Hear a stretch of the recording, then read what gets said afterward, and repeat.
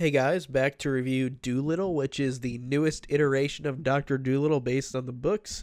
And we had before this the Eddie Murphy ones, and then we had the other one from the 60s. And we get this one with Robert Downey Jr. This is one of those movies where I watched this trailer and I'm like, I don't know what this movie will be like. But then I saw that it was going to be released in January.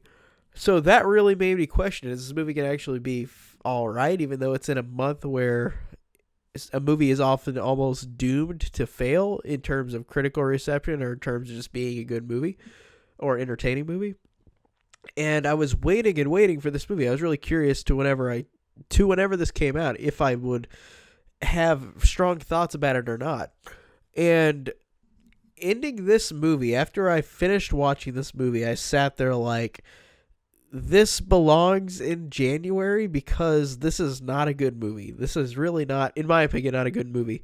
It is one of those movies that it had an expensive budget. I feel like it's going to tank. I feel like it's going to get destroyed. It already was destroyed critically, but I think it's going to be tanked in terms of being released. Like, it's not going to get much money back, I feel like. I just have a feeling, and maybe I may be wrong, but I feel like this movie is not going to make much. Even though you got Robert Downey Jr. back after Avengers Endgame, after the movie that I thought would have been a proper send-off for Robert Downey Jr. not to make any more movies. But of course, like, it's his job. He's got to do more.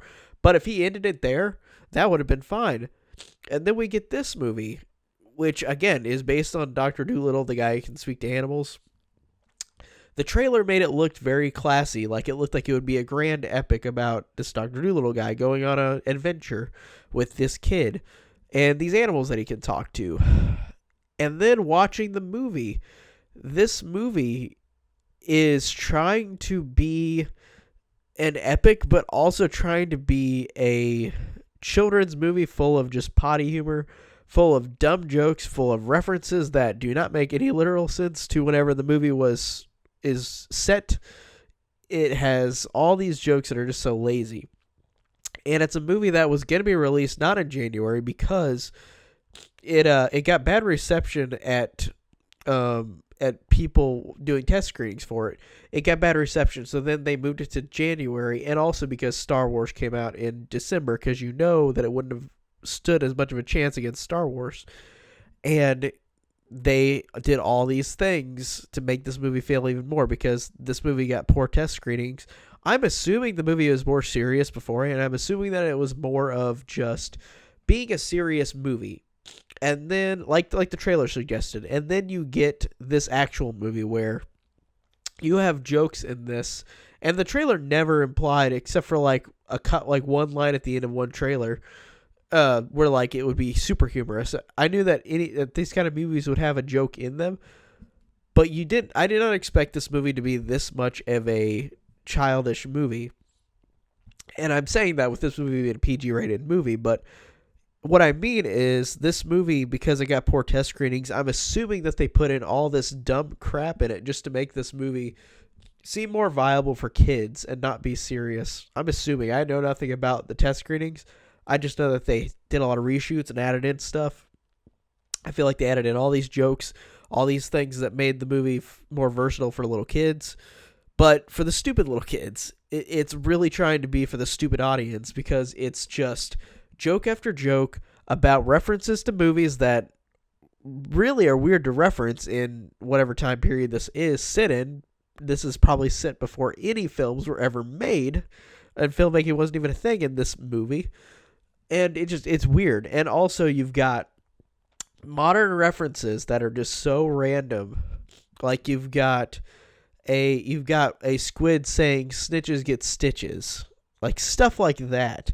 Or you've got all these other characters all these animal characters saying stuff that is just not, it just does not fit at all. It's a movie that does not fit with what they do with these animals. Like, it feels like the Eddie Murphy ones with the animals, and I've seen bits and pieces of those movies. I haven't seen them all the way through, but this felt like, with the animals at least, that this was trying to be humorous like the Eddie Murphy one. But it's probably done worse, honestly. I don't know. I've seen parts of those movies. I haven't seen them all the way through, I don't think. But from what I remember, they're humorous too. But this movie, at least I think, was going to be a serious movie, and then they made all these dumb potty jokes in it. And again, referencing movies that have been referenced millions of times, like it's the cheapest way to make a joke that's not funny.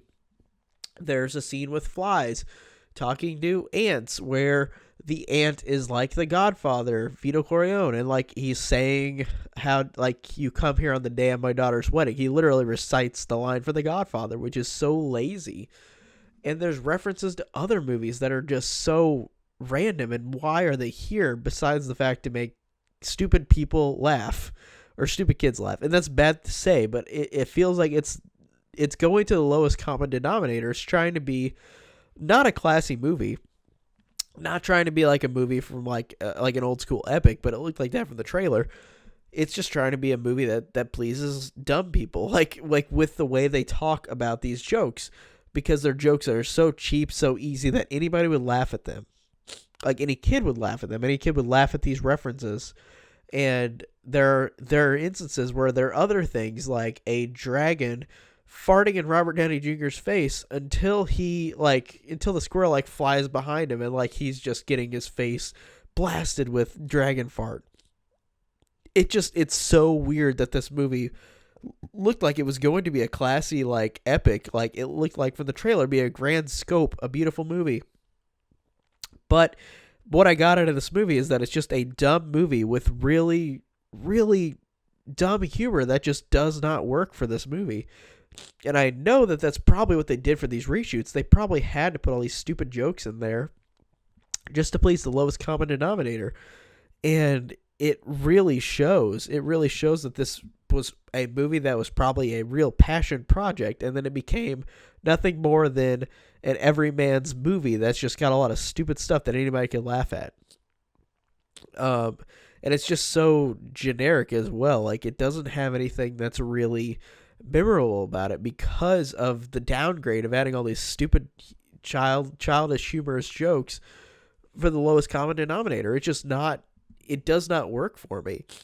But I didn't hate this movie. It wasn't a miserable experience. Like, I watched this movie beginning to end, and I was like, okay, this is whatever. Like, it's not good. It's definitely not a good movie, but I'm just like, whatever. I'm not mad about it. And honestly, if you can tell by my voice by now that I'm sick, I've got a cold. I honestly, watching the movie, there were moments where like my head was so congested that I felt like I was in a fever dream watching this crap, because it was just so weird with these random jokes, these random things that happen, and it's like, what is going on? But overall, this one, yeah, not good, but it didn't anger me, but it's definitely not a good movie at all. Like, it's not.